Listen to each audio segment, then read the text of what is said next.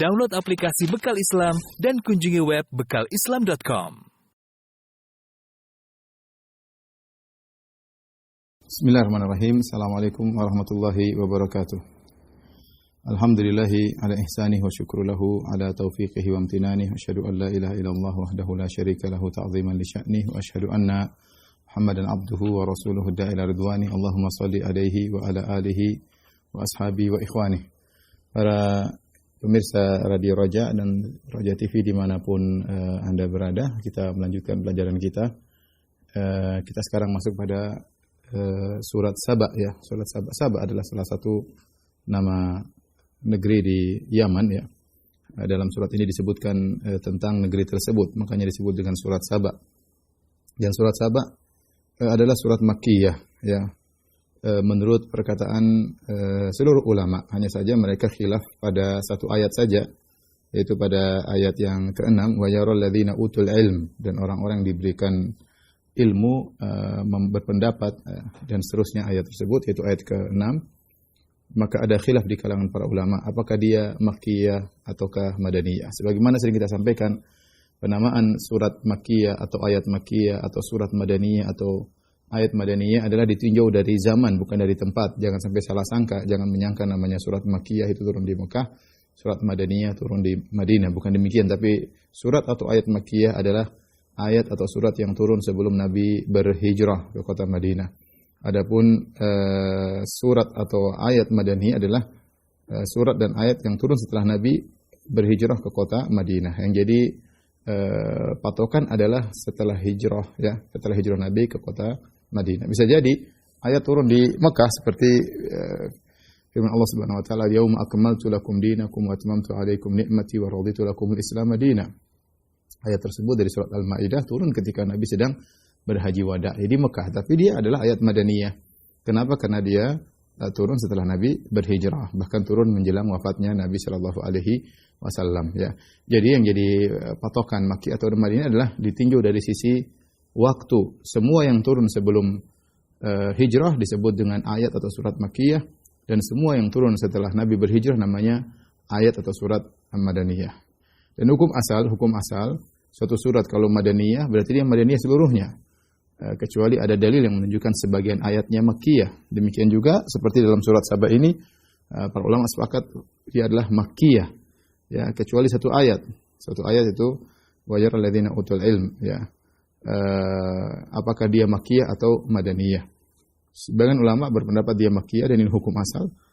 Dimaksud dengan wa yaral ladzina utul ilm dan orang-orang yang berilmu maksudnya adalah para sahabat Nabi sallallahu alaihi wasallam, dan sebagian ulama memandang bahwasanya yang dimaksud ayat tersebut utul ilm, yaitu orang-orang yang masuk Islam di kota Madinah seperti dari ahlul kitab seperti Abdullah ibnu Salam dan yang lainnya. Sehingga mereka memandang ayat ini turun khusus untuk orang-orang Yahudi yang masuk Islam di kota Madinah, sehingga ayat ini Madaniyah ya. Ayat ini Madaniyah, tapi Allah alam bisawab, khilaf ini tidak begitu berpengaruh ya. Apakah dia Madaniyah atau Makkiyah, tetap saja tafsirannya tidak mengalami banyak perubahan ya. Taib, kita perlu mengenal Makkiyah dan Madaniyah, tidak lain adalah untuk mengenal suasana ayat-ayat tersebut, karena biasanya ayat-ayat atau surat Makkiyah berbicara tentang keimanan, tentang hari akhirat, karena audiens biasanya adalah orang-orang musyrikin Arab yang mereka mengingkari kenabian Nabi Muhammad SAW, dan mereka mengingkari Al-Quran, dan mereka mengingkari hari kebangkitan. Itulah tiga hal yang sering dijadikan topik dalam surat-surat Makkiyah ya. Sebagaimana juga dalam surat Saba disebutkan bagaimana orang-orang musyrikin mereka mengingkari hari kebangkitan. Tapi surat ini dibuka dengan pujian alhamdulillahilladzi lahu ma fis samawati wa ma fil ard wa lahul hamdu fil akhirati wa huwal hakimul khabir ya. Kita catat karena tafsirnya sangat indah berkaitan dengan ayat ini. Allah Subhanahu wa taala membuka ayatnya alhamdulillah. Di sini Allah memuji dirinya sendiri. Segala puji atau segala pujian hanya milik Allah ya.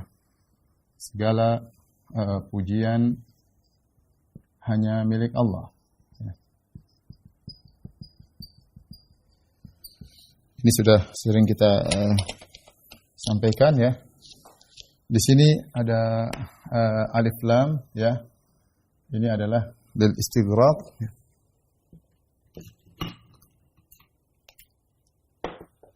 Ya. Lil istighraq ya. Itu maksudnya semua jenis pujian ya. Kemudian lillah, alif lam di sini lil istihqaq ya. Yaitu hanya Allah yang berhak, yaitu segala jenis pujian hanya milik Allah ya, hanya bagi Allah atau milik Allah. Ya. Oleh karenanya kalau kita perhatikan bahwasanya Allah Subhanahu wa taala memuji dirinya dalam banyak perkara ya. Jadi Allah memuji segala pujian yang berhak hanyalah Allah Subhanahu wa taala. Adapun makhluk mereka dipuji pada dasarnya karena pemberian Allah sehingga mereka dipuji. Mereka tidak dipuji secara zatnya, tidak lain karena mereka diberi pemberian oleh Allah sehingga mereka mendapat pujian. Ya, adapun yang benar-benar berhak untuk mendapatkan pujian, segala jenis pujian adalah Allah semata. Lihatlah Allah Subhanahu wa taala dipuji karena kekuasaannya. Jadi Allah dipuji karena kerajaannya ya, yang meliputi segalanya ya. Seperti dalam ayat ini, alhamdulillahi lahu ma fis samawati ma fil ardh. Segala puji bagi Allah, semua yang milik Dialah, semua yang di langit dan di bumi. Seperti dalam surat Saba ya. Saba ayat 1 ya. Kemudian juga misalnya Allah dipuji karena perbuatannya. Yaitu Allah memuji dirinya ya, Allah memuji diri perbuatannya ya. Contoh seperti dalam surat Al-An'am ya. Alhamdulillahilladzi khalaqas samawati wal ardh wa ja'ala dzulumati wan nur. Ya, di sini Allah mengatakan segala puji bagi Allah yang menciptakan. Ini antara perbuatan Allah menciptakan. Allah memuji dirinya karena telah menciptakan. Kemudian juga Allah memuji dirinya ya. Allah dipuji karena syariat yang diturunkan. Yang Ia turunkan. Ya, seperti dalam surat Al-Kahfi, alhamdulillahilladzi anzala ala abdihi kitaba wa lam yaj'al lahu iwaja. Segala puji bagi Allah yang telah menurunkan bagi hambanya, menurunkan Al-Quran. Yaitu Al-Quran dengan syariatnya. Ya. Kemudian Allah dipuji karena segala keputusannya. Ya.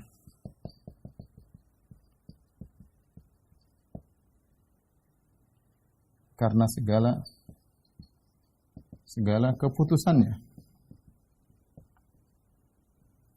Ya, segala putusan Allah pasti yang terbaik dengan hikmah Allah Subhanahu wa taala. Bahkan ketika Allah Subhanahu wa taala memberikan hukuman kepada orang musyrikin ya. Bahkan ketika Allah memberi hukuman ya. Bahkan ketika Allah mengazab. Dalam surat Al-An'am kata Allah Subhanahu wa taala, faquti'a dabirul qaumil ladzina zalamu.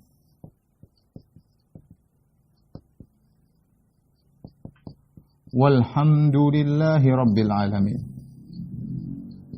Kata Allah, maka dihancurkanlah orang-orang zalim tersebut, diadab dari pangkal akarnya itu dihabisin ya, dan segala puji bagi Allah Rabbul Alamin. Ketika Allah menurunkan adab pun Allah muji dirinya. Allah muji dirinya. Karena semua keputusan Allah pasti yang adalah yang terbaik ya. Bahkan ketika Allah memasukkan ya orang-orang dalam neraka jahanam, Allah juga memuji dirinya sebagaimana dalam di akhir dari surat Az-Zumar, ketika Allah memutuskan, Allah mengatakan wasiqal ladzina kafaru ila jahannama zumara, dan seterusnya sampai Allah mengatakan wa taral malaikata hafina min hauli arsy yusabbihuna bihamdi rabbihim wa qudiya bainahum bil haqq wa qila alhamdulillahi rabbil alamin, ya. Bahkan ketika memutuskan orang-orang kafir masuk dalam neraka, ya. Bahkan ketika memutuskan orang-orang kafir masuk neraka, Allah memuji dirinya, ya, sebagaimana dalam akhir surat Az-Zumar. Akhir Az-Zumar. Ya. Oleh karenanya Allah ini semuanya Allah memuji dirinya sebagaimana dalam ayat ini. Allah memuji dirinya. Baik ketika Allah menjelaskan kerajaan yang begitu luas, atau Allah menjelaskan karena perbuatannya, Allah menurunkan syariatnya, Allah bahkan mengazab orang-orang di dunia, orang kafir dengan mengirim azab kepada mereka, atau Allah memasukkan orang-orang dalam neraka jahanam pun Allah memuji dirinya, karena Allah terpuji dalam segala hal. Demikian juga kita memuji Allah Subhanahu wa taala, bahkan tatkala kita terkena musibah kita mengatakan alhamdulillah ala kulli hal. Segala puji bagi Allah dalam segala kondisi, karena kita tahu di balik apa yang Allah tetapkan kepada kita berupa musibah pasti ada hikmah yang Allah kehendaki. Maka semua keputusan Allah adalah yang terbaik, dan Allah dipuji atas segala perbuatannya, atas segala keputusannya, segala syariatnya, ya, Allah dipuji. Baik, ikhwan dan akhwat yang dirahmati Allah Subhanahu wa taala. Kemudian perkara yang lain,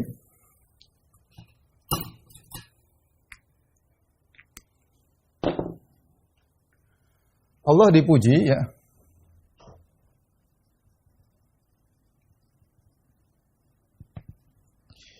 dari dua hal, ya. Karena dua hal. Pertama, ya, karena sifat-sifatnya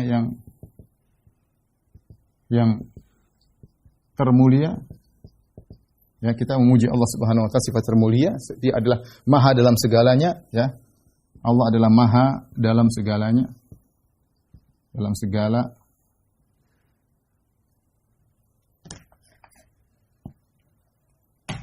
segala sifatnya. Kemudian juga Allah dipuji kedua, ya, karena kebaikannya kepada makhluknya,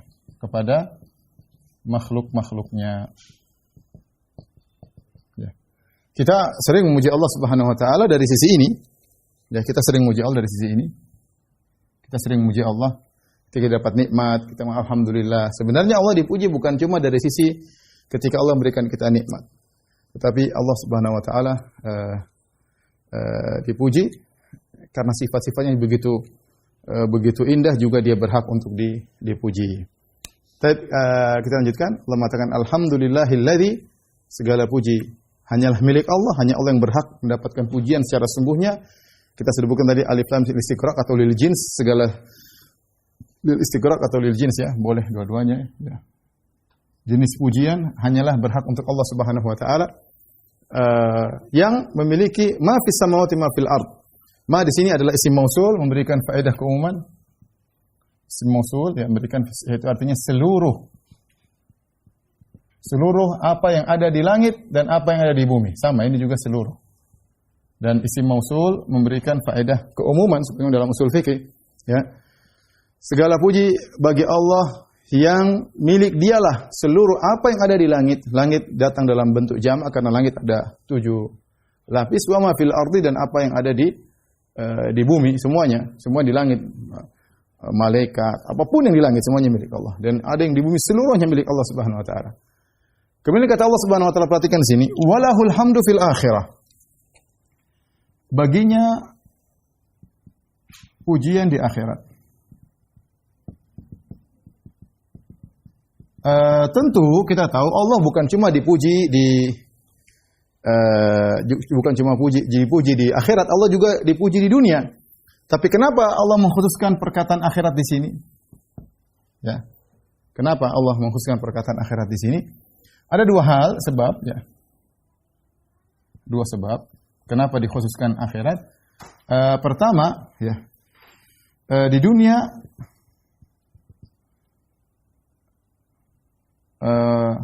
masih ada orang yang tidak memuji Allah.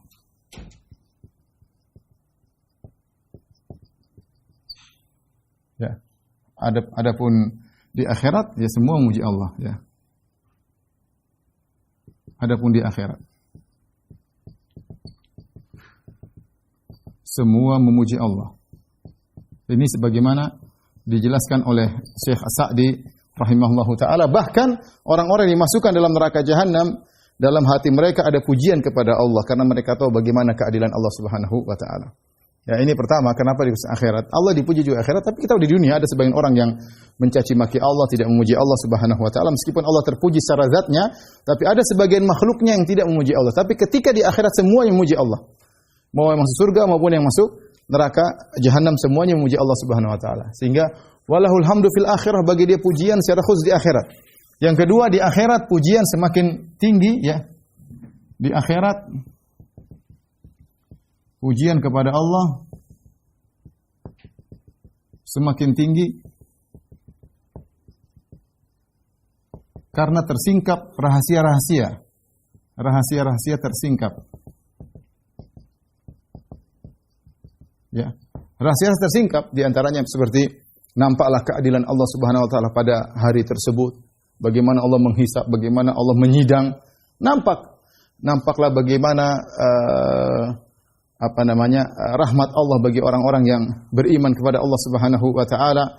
Nampak bagaimana sifat-sifat Allah, bagaimana indahnya wajah Allah Subhanahu wa taala sehingga membuat orang semakin memuji Allah Subhanahu wa taala ya. Inilah kenapa dikhususkan penyebutan baginya pujian di akhirat ya.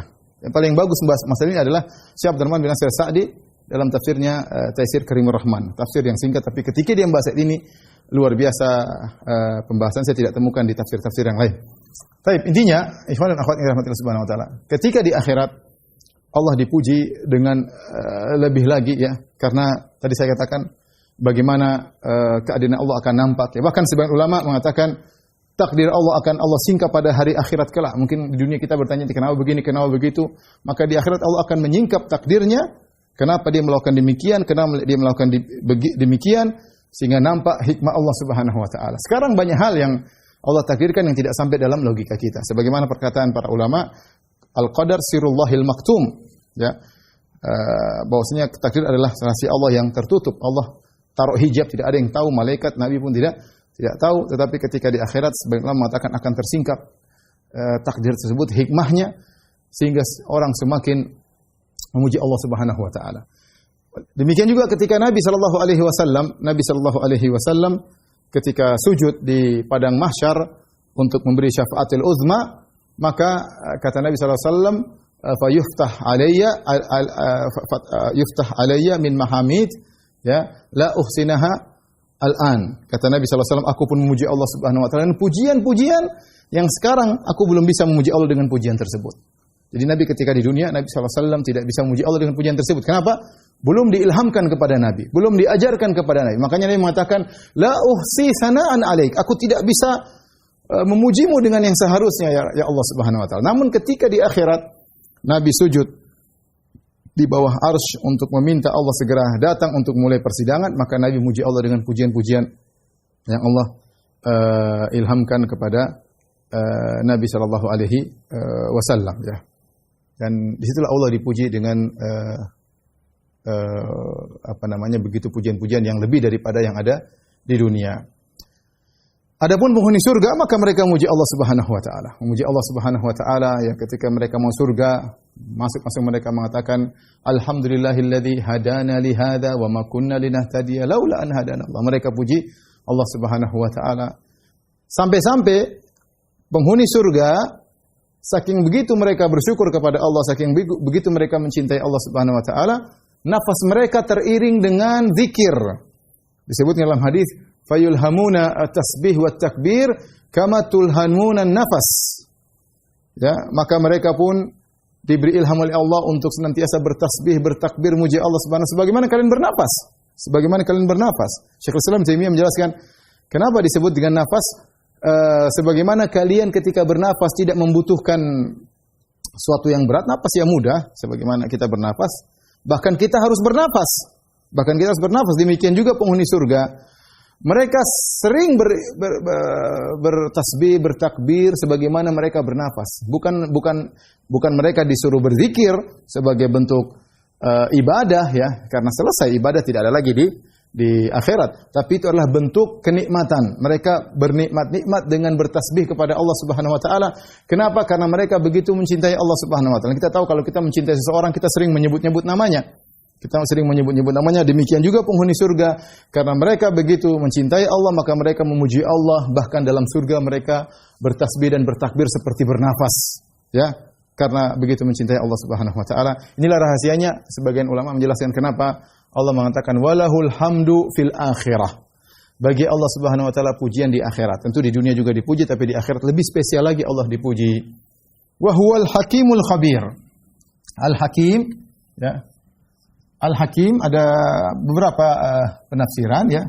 Di antaranya bisa dimaknakan dengan Al-Hakim, yaitu pemberi keputusan, bisa dimaknakan dengan Al-Hakim ya. Al-Hakim yaitu pemberi keputusan. Tapi Allah alam bisawab berkaitan dengan ayat ini lebih cenderung kepada ini Al-Hakim, yaitu yang memiliki hikmah. Ini juga ada dua maknanya. Kalau ini pemilik hukum. Kalau Al-Hakim maknanya dua ya. Yaitu yang semua keputusannya muhkam.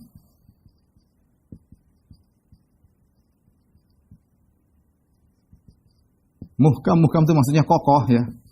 Kokoh, tidak bisa diganggu-gugat, kokoh, profesional, itu namanya muhkam. Atau dia adalah Dzul Hikmah ya. Dzul Hikmah. Dzul Hikmah yaitu segala keputusannya dibangun di atas hikmah.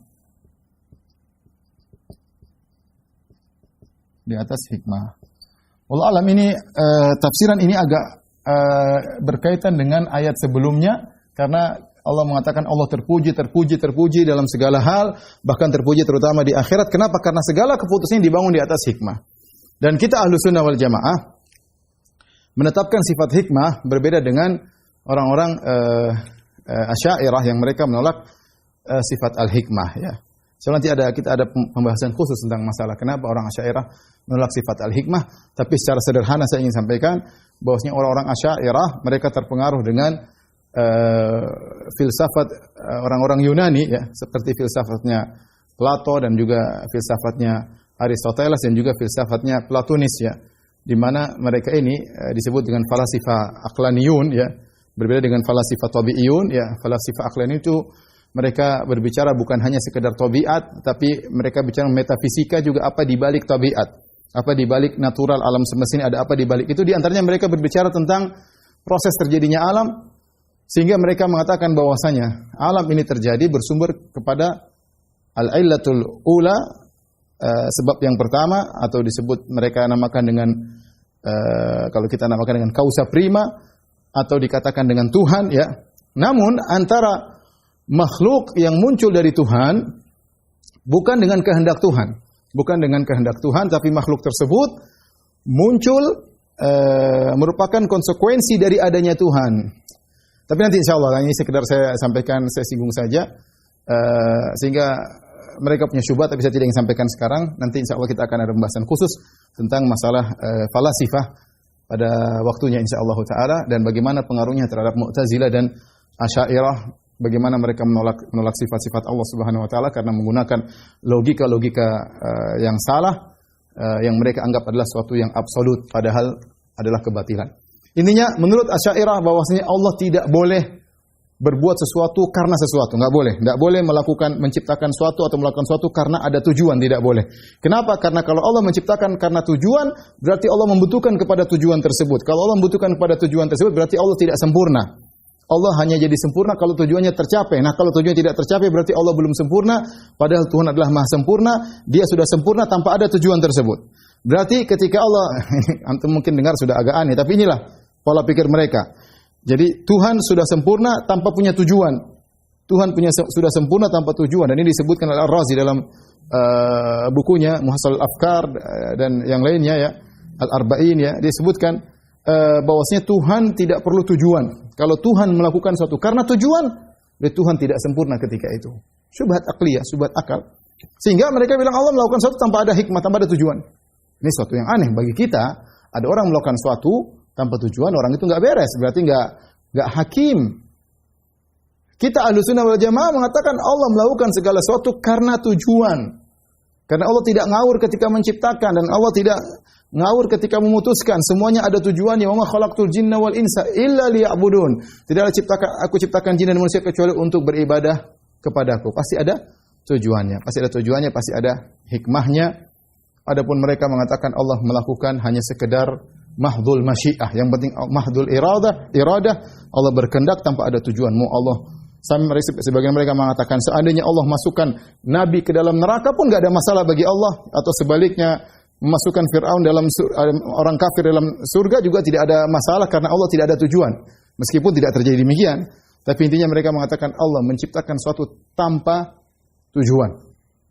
Allah menciptakan sesuatu tanpa tujuan. Ini terpengaruh dengan filsafat Yunani ya. Jadi adapun kita Ahlussunnah wal Jamaah, kita menetapkan bahwasanya Allah Subhanahu wa taala adalah Al-Hakim. Di antaranya maknanya Dzul Hikmah, yaitu Allah tidaklah menciptakan apapun kecuali dengan hikmah. Makanya Allah, karena itu Allah dipuji dalam segala keputusannya. Kaitannya demikian. Karenanya Allah dipuji dalam segala keputusannya. Keputusan ya dan keputusannya. Ya. Allah dipuji karena di balik segala keputusannya pasti ada hikmah. Adapun Al-Khabir, ya, Al-Khabir yaitu lebih spesifik daripada ilmu, yaitu ilmu tentang perkara-perkara yang detail. Kalau kita mau bikin himpunan, maka ini adalah ilmu. Di dalamnya adalah atau al-khibrah. Nah, dalamnya ada irisannya. Jadi ilmu umum mencakup segala sesuatu, adapun ilmu tentang perkara detail namanya khabir. Kalau ini namanya al-alim, kalau ini namanya al-khabir. Al-khabir itu ilmu yang detail. Dia adalah bagian daripada sifat ilmu tapi lebih spesifik ya. Artinya Allah ingin jelaskan karena akulah yang telah menciptakan, memiliki segala sesuatu di langit dan di bumi, dan aku melakukannya semua dengan hikmah, maka aku berhak dipuji, dan aku adalah Al-Khabir, aku mengetahui segala ciptaanku dengan detail. Ala ya'lamu man khalaq. Tidakkah Allah mengetahui tentang apa yang diciptakan? Jelas, Allah tahu tentang apa yang diciptakan. Makanya Allah mengatakan, wa ma tasqutu min waraqatin illa ya'lamuha. Tidak ada sesuatu yang jatuh, daun yang jatuh kecuali Allah mengetahuinya. Dan ini tentu bertentangan dengan pendapat falasifah seperti Ibnu Sina dan yang lain yang mengatakan Allah hanya mengetahui ilmu secara global. Pembahasannya sudah kita pernah bahas dalam Aqidah Wasithiyah. Insyaallah kita ulang lagi pada kesempatan yang lain. Baik. Kita lanjutkan. Allah Subhanahu wa taala berfirman setelah itu ayat yang kedua, ya'lamu ma yaliju fil ardi wa ma yakhruju minha. Dialah Allah Subhanahu wa taala yang mengetahui apa yang masuk ke dalam bumi, wa ma yakhruju minha, apa yang keluar dari bumi, wa ma yanzilu minas sama, dan Allah juga mengetahui apa yang turun dari langit, wa ma ya'ruju fiha, dan Allah mengetahui apa yang masuk naik ke langit. Wa huwar rahimul ghafur, dan Dia adalah Maha Penyayang lagi Maha Pengampun. Ini di antara bukti bahwasanya Allah adalah Al-Khabir, yaitu Allah mengetahui segala sesuatu dengan detail. Ya, makanya Allah jelaskan di antara kedetailan ilmu Allah Subhanahu wa taala, Allah mengetahui apa yang masuk ke bumi, dan kita tahu yang masuk ke bumi banyak ya. Seperti hujan yang jatuh masuk ke bumi, seperti hewan-hewan yang masuk ke dalam bumi, serangga-serangga, Ya, binatang-binatang yang punya rumah dalam tanah misalnya. Demikian juga Allah tahu segala biji-bijian yang masuk ke dalam bumi. Allah tahu secara detail. Ya. Secara detail Allah tahu, ya. Kemudian juga apa yang ditanam dalam bumi, ya. Berbagai macam harta karun atau kekayaan dalam bumi Allah tahu secara detail. Karena Dia yang menciptakan seluruhnya. Kaidah jelas, ala ya'lamu man khalaq. Bukankah yang menciptakan tahu tentang yang Dia ciptakan. Itu jelas, ya. Logika sangat logis, ya. Allah yang ciptakan Allah tahu detail-detailnya karena Allah yang ciptakan secara detail. Allah ciptakan kita dengan detail. Allah ciptakan kita dengan saraf-saraf semua, Allah tahu semuanya. Ya. Allah ciptakan kita dengan urat nadi, dengan urat ini, dengan saraf ini, dengan detailnya. Kita bayangkan bagaimana pencipta kita ini. Ya.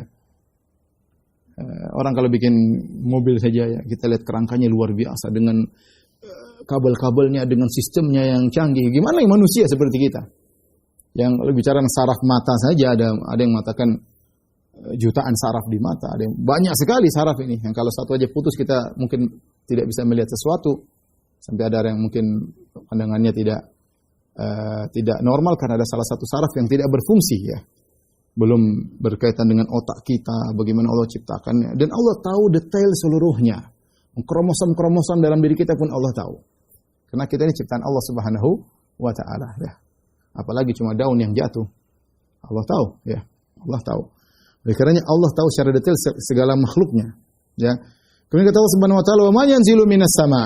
Dan Allah juga tahu wa ma yakhruju minha, dan apa yang keluar dari tanah. Dan kita tahu yang keluar dari tanah misalnya hewan ada yang keluar dari tanah, tumbuhan dengan berbagai model yang keluar dari tanah, yang tumbuh-tumbuh di atas tanah, banyak sekali. Ya.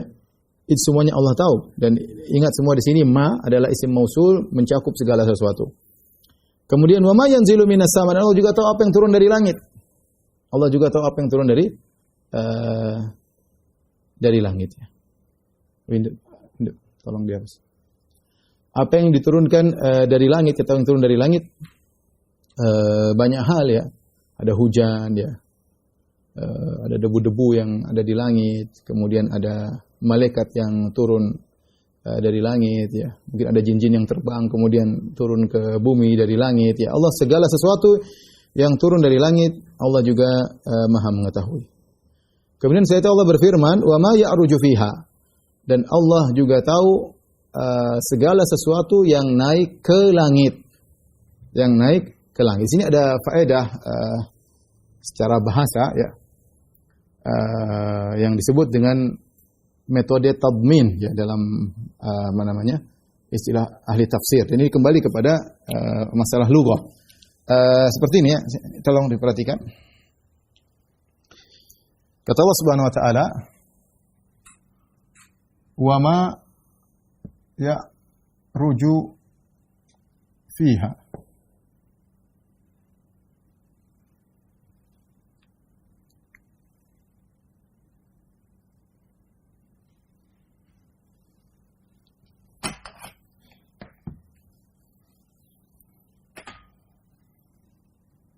Ma ya'ruju fiha, ya.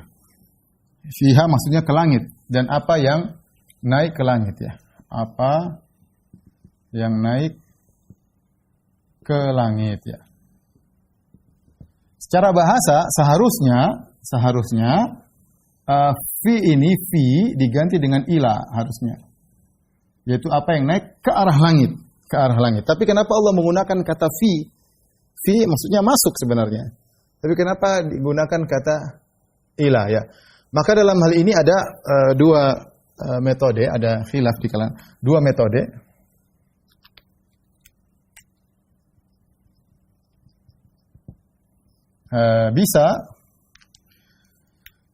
Bisa dengan menafsirkan huruf tersebut dengan huruf lain yang cocok, dengan huruf lain yang lebih cocok, lebih munasib, cocok. Dalam hal ini, fiha ditafsirkan dengan ilaiha, dengan ila. Yaitu seakan-akan Allah tahu apa yang naik ke langit. Ini metode pertama. Jadi huruf ini, huruf fa, Huruf fa ditafsirkan dengan ila, ditafsirkan dengan ila. Ini salah satu metode. Metode yang kedua dengan uslub tadmin. At-tadmin. At-tadmin itu apa? Maksudnya bahwasanya fiil tersebut, kata kerja tersebut mengandung makna yang lain. Mengandung makna yang lain yang tersembunyikan. Yang tersembunyikan. Dalam hal ini ketika Allah menggunakan wa ma ya'ruju fiha ditafsirkan demikian. Wa ma ya'ruju fiha ya, itu sama dengan kalau kita mau buka jadinya wa ma ya'ruju ilaiha fayadkhulu fiha, yaitu yang naik ke langit lalu masuk ke langit, sehingga dia ada tadmin fi'il yadkhul, masuk.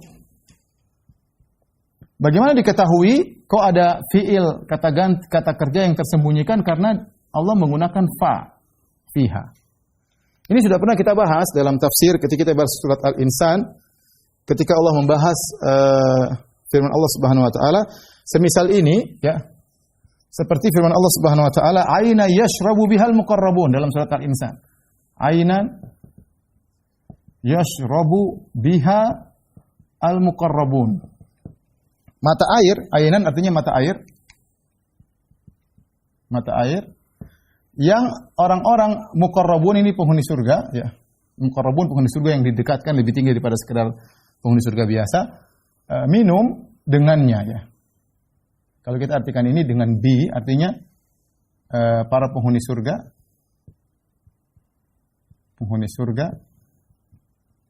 minum dengan mata air. Ya, perhatikan, para penghuni surga minum dengan mata air. Ya. Sebenarnya kalau kita artikan kurang pas, karena penghuni surga bukan minum dengan mata air, tapi minum dari mata air. Mereka ambil air dari mata air, mereka minum. Aina yashrabun. Kalau minum dengan gelas, oke. Dengan gelas, dengan cangkir. Kalau dikatakan minum dengan mata air, tidak pas.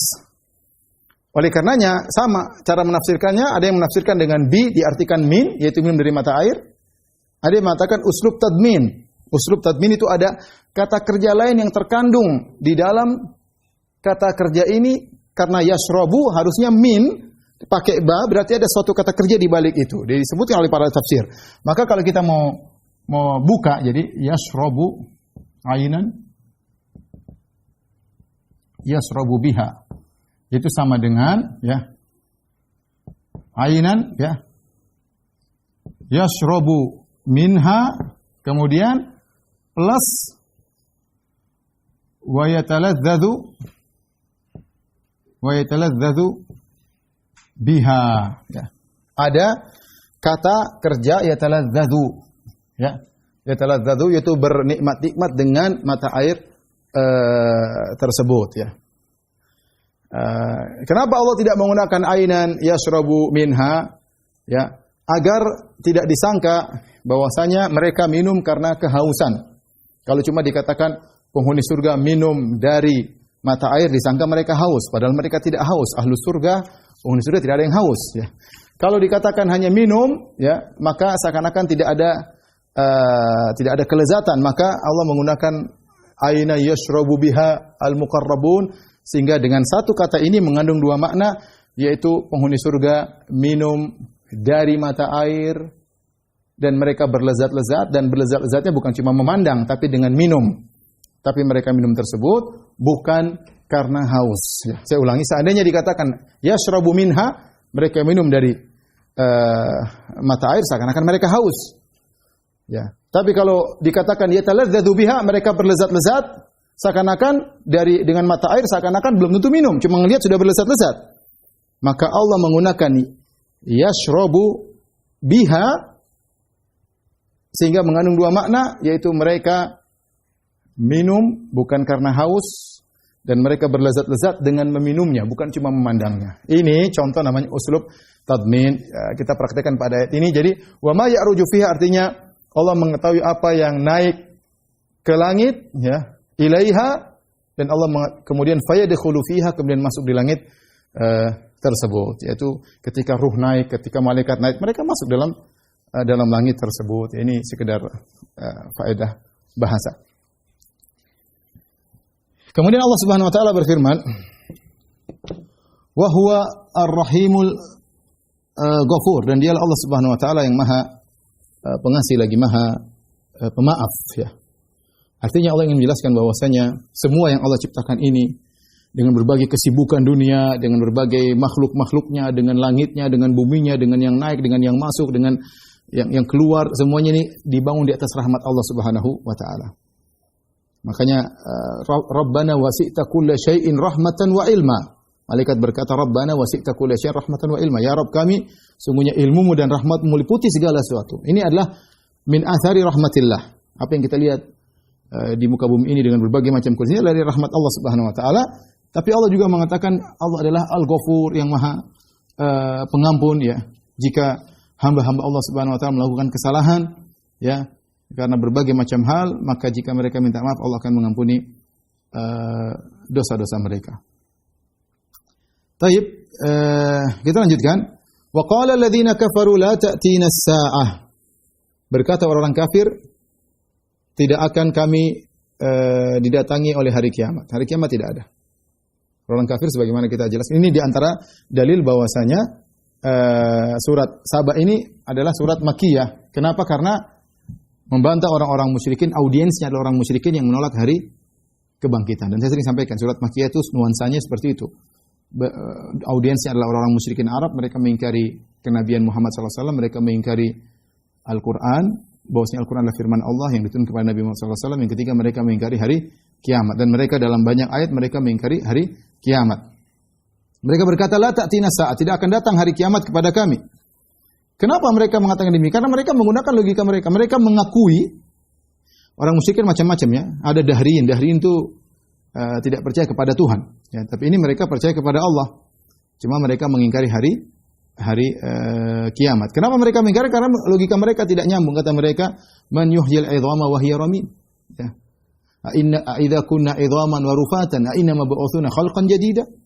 Ya, ini siapa yang bisa mengembalikan lagi tulang belulang yang sudah hancur, lebur, sudah dingin, sudah hancur jadi tanah? Gimana mau dibangkitkan? Mereka tidak mungkin. Qala man yuhyil 'idhama wa hiya ramim. Ya. Ya. Mereka juga berkata, kalau idza kunna 'idhaman wa rufatan, kalau kami menjadi tulang belulang, sudah menjadi tanah, inna laba'utsuna khalqan jadida, akan dibangkitkan lagi menjadi makhluk yang baru, dibangkitkan lagi. Mustahil kata mereka. Ya, mustahil, ya. Oleh karenanya mereka menolak hari kebangkitan dengan logika. Maka Allah bantah tentang masalah hari kebangkitan. Sudah pernah kita bahas dalam syarah Aqidah Wasithiyah, dalil secara akal dalam Al-Quran bahwasanya hari kebangkitan itu ada. Tidak mungkin kita ulangi lagi di sini karena panjang pembahasannya. Maka Allah suruh Nabi SAW bantah. Qul bala wa rabbi la ta'tiyannakum alimil ghaib. Katakanlah wahai Muhammad, bala, justru sebaliknya. Hari kiamat akan menimpa kalian tidak seperti yang kalian sangkakan. Hari kiamat akan mendatangi kalian. La ta'tiyannakum.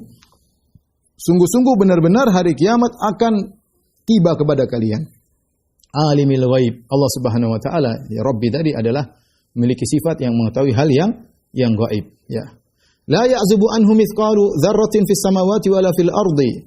Tidak ada sesuatu pun yang luput, yang gaib dari Allah Subhanahu wa taala, meskipun seberat zarrah, yaitu semut yang kecil yang ada di langit maupun yang ada sekecil apapun yang ada di langit, yang ada di bumi, wala asghar min dzalik, atau yang lebih kecil daripada itu, wala akbar, ataupun yang lebih besar daripada itu, illa fi kitabim mubin, kecuali semua sudah tercatat dalam kitabim mubin, dalam Lauhil Mahfuz. Dan di sini dalam beberapa ayat bahwasanya Allah Subhanahu wa taala menyuruh Nabi sallallahu alaihi wasallam membantah dengan sumpah, ya. Misalnya dalam ayat ini, qalladzina kafaru la ta'tina sa'ah. Kata mereka hari kebangkitan tidak akan datang kepada kami. Qul bala wa rabbi la ta'tiyannakum. Katakanlah justru demi Allah akan datang kepada kalian hari kiamat. Ya. Za'ama alladzina kafaru alla yub'atsu. Qul bala wa rabbi la tub'atsunna tsumma la tunabba'unna bima 'amiltum. Ya. Mereka berkata za'amal ladzina kafaru, orang-orang kafir mengatakan, menyangka mereka tidak akan dibangkitkan. Qul bala wa rabbi latub'atsunna tsumma latunabba'unna. Katakanlah, demi Allah, demi Rabbku, sungguhnya kalian akan dibangkitkan dan akan dikabarkan tentang amalan kalian. Dalam surat Yunus juga, wa yastambi'una ahaqqun hu, ya. Qul i wa rabbi, ya. Innahu lahaq, ya. Mereka bertanya, kapan tiba hari kiamat? Katakanlah, demi Allah, bahwasanya hari kiamat itu akan tiba, ya. Jadi Nabi menjawab dengan sumpah juga untuk menekankan bahwasanya hari kiamat itu benar-benar terjadi. Bukan hanya persangkaan, benar-benar akan mendatangi kalian dan akan membangkitkan kalian dan akan kalian diminta pertanggungjawaban, akan dipaparkan segala amalan yang pernah kalian lakukan dan akan dipaparkan kepada kalian. Kemudian di antara sifat Allah alimul ghaib, Allah mengetahui yang gaib. Jadi berkaitan dengan masa depan hari kiamat, di antara ilmu gaib Allah Subhanahu wa taala yang tidak ada yang mengetahui kecuali Allah Subhanahu wa taala. Ilmu gaib ada yang nisbi dan ada yang mutlak. Yang nisbi artinya sebagian orang mungkin tahu, sebagian orang tidak tahu. Misalnya, saya di sini, apa yang terjadi di luar negeri saya tidak tahu karena saya tidak hadir di sana. Bagi saya gaib, tapi bagi orang di sana tidak gaib. Ya, itu contohnya. Atau misalnya kejadian 1000 tahun lalu. 1000 tahun lalu saya tidak tahu, tapi orang hidup di 1000 tahun lalu dia tahu. Jadi gaibnya nisbi. Ada sebagian tahu, sebagian tidak tahu. Bagi saya, yang terjadi 1000 tahun lalu adalah gaib, tapi bagi orang yang hidup di zaman 1000 tahun lalu itu tidak gaib. Adapun yang gaib mutlak, tidak ada yang tahu kecuali Allah, hanyalah masa depan. Di antaranya ada masalah masa depan, itu gaib mutlak. Tidak ada yang tahu kecuali Allah Subhanahu wa taala. Ya, terkadang Allah kasih tahu kepada sebagian rasulnya, malaikat dan juga kepada nabi, tapi itu hanya sebagian kecil daripada hal gaib, ya. Di antara hal gaib yang hanya Allah yang tahu dan Allah tidak buka kepada siapapun adalah kapan tibanya hari kiamat. Makanya Allah mengatakan alimul ghaib, dialah Allah yang mengetahui hal gaib, ya. La ya'zubu anhu mithqalu dzarrah, tidak ada pun yang luput dari Allah Subhanahu wa taala. Sekecil zarrah dalam bahasa Arab artinya semut yang kecil. Zarrah, suatu pun yang seringan semut atau lebih kecil daripada itu atau lebih berat daripada itu, lebih besar, apapun di langit maupun di bumi Allah pasti tahu. Dan ini ketika Allah mengatakan tidak ada yang luput dari Allah, berarti kita tahu, kita menetapkan lawannya, berarti Allah mengetahui dengan detail. Ya. Kalau tidak ada yang luput, berarti lawannya adalah Allah mengetahui. Karena tidak ada sifat-sifat dalam Al-Quran dinafikan dari Allah. Ini kaidah dalam masalah asma sifat. Tidak ada satupun sifat yang dinafikan dari Allah kecuali harus menetapkan lawannya yang sempurna. Karena tidaklah Allah menafikan sesuatu kecuali untuk menetapkan lawannya. Seperti Allah mengatakan, La ta'khudhuhu sinatun wala naum. Allah Subhanahu wa taala tidak ditimpa dengan ngantuk dan tidur. Berarti apa? Berarti Allah Maha terjaga. Kita menetapkan lawannya, berarti Allah Maha terjaga. Jangan kita mengatakan Allah tidak tidur, Allah tidak ngantuk. Harus menetapkan lawannya. Itu Allah Maha terjaga, ya. Misalnya firman Allah, "Wa ma massana min lughub, wa laqad khalaqna samawati wal arda wa ma bainahuma fi sittati ayyamin, wa ma massana min lughub." Sungguh kami dalam menciptakan langit dan bumi dan apa yang di antara keduanya dalam waktu 6 hari, wa ma massana min lughub, dan kami tidak letih, berarti Allah Maha kuat. Kita tetapkan yang lawannya, Allah Maha kuat. Allah Maha kuat. Contoh seperti dalam ayat ini, la ya'zubu anhu mithqalu dzarrah. Tidak ada yang lupa dari Allah, berarti Allah Maha mengetahui. Dan ini menguatkan sifat Allah Maha mengetahui. Satu kecil, barang kecil pun seperti semut kecil di ujung langit, di ujung bumi, dalam tanah, dimanapun, di bawah lautan, Allah tahu secara detail. Jadi saya katakan, Allah ciptakan kita, Allah tahu kita secara detail. Saraf-saraf kita Allah tahu. Apa yang bergejolak di otak kita, di benak kita Allah tahu. Ya, semua, bahkan saya kata tadi, sel-sel, kromosom, Allah tahu semuanya. Allah ciptakan kita. Allah ciptakan kita. Illa fi kitabim mubin, bahkan pengetahuan Allah tentang makhluk-makhluk yang akan terjadi sampai hari kiamat Allah catat di Lauhil Mahfuz. Bukankah yang pertama Allah ciptakan adalah pena? Kemudian Allah berkata, "Uktub, tulislah wahai pena." Kata pena, "Mamadza aktub?" Apa yang aku tulis? Kata Allah, "Uktub ma huwa kain ila yaumil qiyamah." Allah qiyamis saat. Tulis apa yang terjadi sampai hari kiamat. Semua ditulis. Jadi tentang semua makhluk-makhluk, detail-detail semuanya, cacing, ulat semuanya dicatat di Lauhil Mahfuz, ya. Ilmu tersebut sudah Allah catat di Lauhil Mahfuz. Kemudian Allah Subhanahu wa taala berfirman, "Liyajziyal ladzina amanu wa amilus solihati ulaika lahum maghfiratun wa rizqun karim." Ini semuanya untuk apa? Kenapa Allah membangkitkan orang-orang seluruhnya yang semua sudah tercatat ya. Apa yang mereka lakukan tercatat. Tujuannya adalah liyajziyal ladzina amanu, untuk memberi balasan ya kepada manusia. Di antaranya Allah beri balasan kepada orang-orang yang beriman. Wa amilus solihat, dan beramal soleh. Ya, ini dalil bahwasanya iman harus disertai dengan amal soleh. Ini sudah saya juga pernah jelaskan ya, bahwasanya dikhususkan penyebutan amal soleh agar untuk diperhatikan. Karena percuma iman dalam hati kalau tidak disertai dengan amal soleh. Amal soleh adalah bukti keimanan dari dalam hati. Liyajziyal ladzina amanu wa amilus solihat. Maka seorang merenungkan tentang dirinya. Sebagian kita mungkin mengaku beriman. Lihat apa praktek amalan kita dalam kehidupan sehari-hari. Mana prakteknya? Percuma pohon tanpa buah. Ya. Amalan adalah buah daripada pohon tersebut. Ya. Kita punya akar yang kuat, harus ada buktinya berupa amal soleh. Wa amilus solihat, agar Allah membalas kebaikan bagi orang yang beriman dan beramal soleh. Ulaika lahum maghfiratun wa rizqun karim. Bagi mereka ampunan Allah Subhanahu wa taala, wa rizqun karim, dan rizki yang mulia. Mulia, karim maksudnya adalah hasan atau yang terbaik, kamman wa kaifan ya, yaitu dari sisi rizki yang Allah berikan di akhirat. Rizqun karim yaitu rizki yang dari kuantitasnya banyak, bagus, dan dari kualitasnya juga baik. Itulah rizqun karim yang Allah akan berikan kepada orang beriman dan beramal saleh. Kamman wa kaifan, yaitu baik kuantitas maupun kualitas. Oleh karenanya nikmat surga adalah nikmat yang terbaik secara kualitas dan terbanyak secara kuantitas. Mungkin demikian. Mohon maaf kepada pemirsa Roja, sudah dikumandangkan azan. Insyaallah kita lanjutkan bahasan kita pekan depan. Kurang lebihnya saya mohon maaf. Wabillahi taufiq wal hidayah. Assalamualaikum warahmatullahi wabarakatuh.